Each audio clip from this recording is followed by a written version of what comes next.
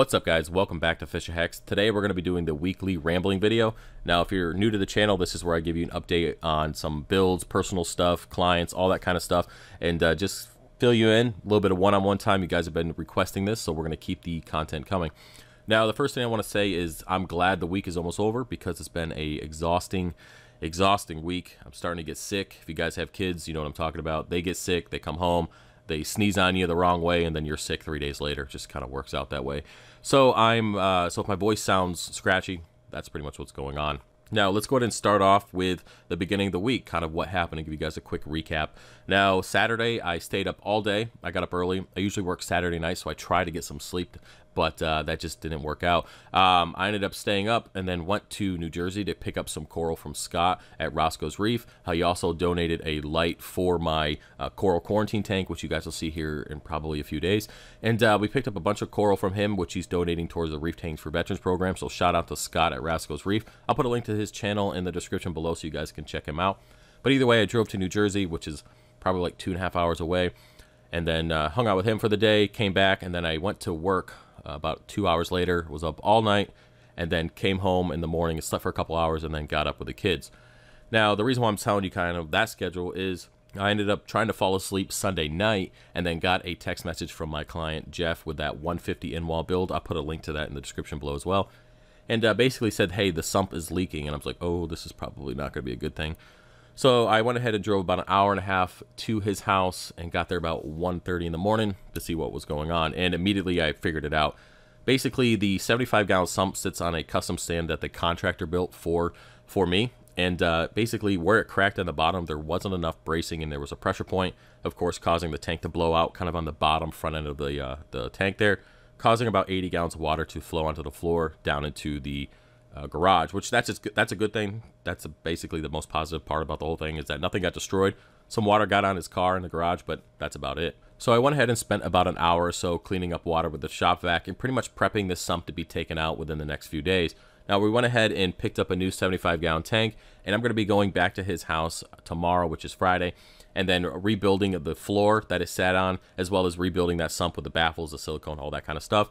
And then, of course, we got to let the baffles dry for 24 hours before we go ahead and put water in there. So my plan is to go back on Saturday afternoon and then just go ahead and do a big water change on the tank. Of course, put all the equipment in there, get the refugium going again, and just pretty much get the system back to normal. Now, the good thing here is that his apex probes are in his main display, as well as his heaters, and we have the power head shooting to the surface.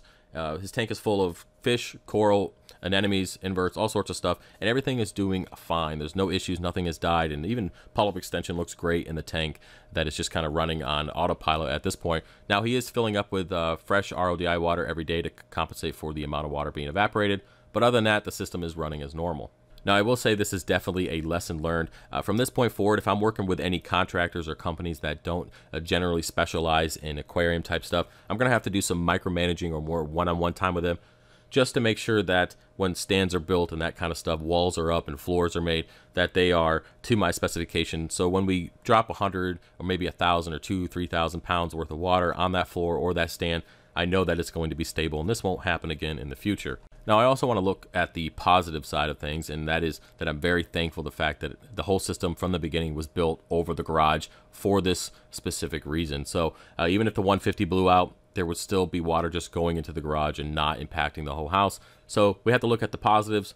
We'll take every situation for what it is, and then we're just going to move forward and fix it. Now, I'm going to go ahead and give you guys an update on this tank probably in the next month or so. There's a lot going on, so I'm definitely excited to show you what's up. All right, so moving kind of back to the timeline of the week. So after I got home about 3 or 4 in the morning, I went ahead and fell asleep for a couple hours, and of course had to get up with the kids in the morning and then also get ready to send out coral that Monday afternoon. So before I get into that, I just want to say thank you for all the support on the coral sales for the last week or so since I put the website up on Friday. We went ahead and raised $350 for the Reef Tanks for Veterans program, so I appreciate all the support. Now, that's between coral sales, 10% of coral sales, as well as the t-shirts that you guys bought on my Teespring store through the website. And my profit margin on the t-shirts is not very good. I think I get like $7 per shirt, and I think you guys are paying like $22 or something. But that really is okay with me because I just made the design and I let the website do everything and their employees do everything. So getting $7 is still better than getting nothing, right? And yeah, so appreciate all the support on the t-shirts, the inverts, and the coral. Without you guys, we wouldn't have the money for those builds, which there's a lot of stuff in the works right now. I got a lot of companies reaching out to me, and I kind of have to step back and go slow because I don't want too many hands in the basket, because if we have too many people in here, something can go wrong, and I just don't want it to be like that. So we're going to go ahead and go slow with this process, raise the money. I'm working with some companies now to get better tanks and just kind of see what's going on. And it's a process. So if you're interested in this, if you are a veteran, definitely contact me via email. We can get all the required information, or you can check out the website, the t-shirt page. It has all the information regarding what's required to submit. So check that out. Now, I did make a change. I mentioned this in another video. I took out the combat action badge and the combat infantryman badge as a requirement. I took that out. So yeah, I got to do a video on that at some point. So basically, between coral sales and shipping and stuff all this week, getting new coral in, cutting it up, getting on the website, letting coral heal, it's all sorts of stuff going on. And I will say right now that I can only ship out between 6 to 8 orders a day by myself. There's just too much involved in getting the boxes, getting the dip, getting the frag plugs, getting everything together. There's just not enough time that I can pack everything, because I try to pack everything within 2 or 3 hours of ship time, just because I don't want it sitting in a box all day long. It's just not good for the coral. I ensure that I want all the corals to spend the least amount of time in the containers as I possibly can. So if you're getting it at 10 a.m. in the morning, I want to try to pack that box the night before at 5 p.m.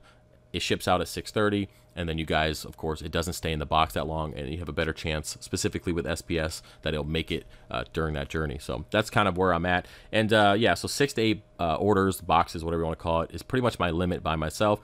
And again, we're going to make some changes to the company as we move forward. If I get a lot of orders in, I'm just going to have to hire somebody. I talked about that in my last video. So it's just kind of, it's up there, and we'll see kind of what happens. Now, moving on through the week, of course, I was shipping every day this week so far. And I've also been working on a new client build.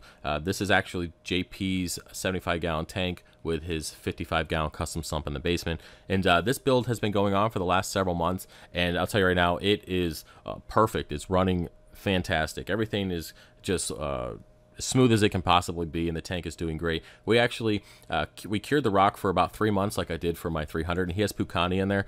And it was kind of funny because we went ahead and actually pulled some hair algae out of the sump to put it in the tank to feed the fish while he was on vacation for the week. And it was just kind of funny that we actually took hair algae out of a brand new tank, which was in the sump, you know, the sump of the brand new tank, and then put that in the main display just to give the fish something to eat for the week. And it's just those little things like that, just kind of, when you look at how you built tanks over the last few years and how things have progressed, the fact that I'm at a point now where everything just moves smoothly. As long as you take care of some major steps in the beginning, like curing your rock, getting the proper flow, getting a good skimmer, when you take care of those things early on, it just makes the whole build process so much easier and less stressful. And it's just something that I'm glad I figured out, because it's just nice to move forward and not have to worry about little things like that. So with that being said, I actually sold JP my Snowflake Banded Eel Hybrid. Nigel, he was not happy in the 30-gallon. I mentioned that, I think, in my last update video. He destroyed that 30-gallon tank, and you guys will see an update on that. That tank has been some up and downs for the last couple weeks between removing the sand and just getting the nutrients back down. That tank has kind of had a bumpy ride, but everything's still growing and it looks good. So you know, I'll show you guys that tank here in a little bit. But either way, I went ahead and put him into the quarantine rack on the top right-hand side where I keep my inverts. And I had to find a place for him because he cannot go into any of my frag tanks. He can't go into the 30-gallon. I do not want to keep him in a quarantine tank. That's just not fair for him. And he most definitely can't go into 300 because Reggie will eat him, guaranteed. Or they'll get along and then they'll just decide to go mafia on all the fish. I mean, who knows? I just don't want to take a chance with him in there because it's much easier to get him out of a 75-gallon tank than a 300. It'd be impossible. I just wouldn't be able to get him out. So, yeah. Nigel is now in a 75-gallon tank. He's living life, loving it. He has 2 tangs in there. There's a Flamingi tang and a Scopus tang in there. They're all chilling out, having a great time. We added a bunch of LPS corals in there. And I'll show you guys this whole build in the next couple weeks or so. I'm going to get all the videos and pictures together. I'll show you the whole build series for this 75-gallon tank with the custom 55-gallon sump in the basement and the RODI setup, the automatic top off for his barrel there, so we can go ahead and don't even have to worry about lugging any water around. Everything is just compact and works out great. So you guys will see that build here in the next couple weeks.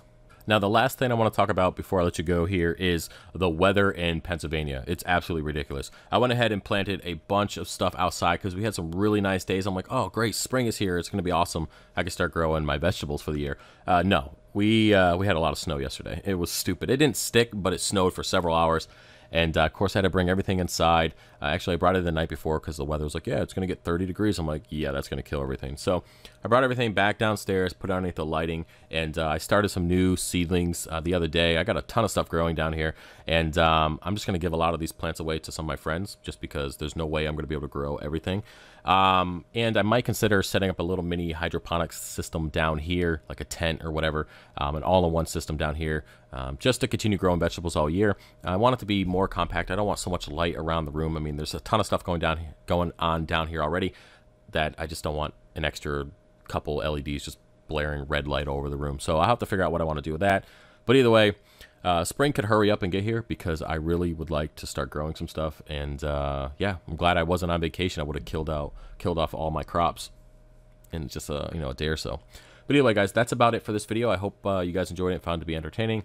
I will have a couple videos out this week. Hopefully, I'm looking at giving you guys the do-it-yourself skimmer swabby this week, as well as the coral quarantine tank. So I definitely want to get those two videos out, and I want to start moving back to some more beginner guide stuff, some very basic stuff that I feel that I keep forgetting to make videos on, but they definitely need to be made and talked about. So, all right, guys, that's about it for this video. I hope you enjoyed it, and I'll see you later. Peace.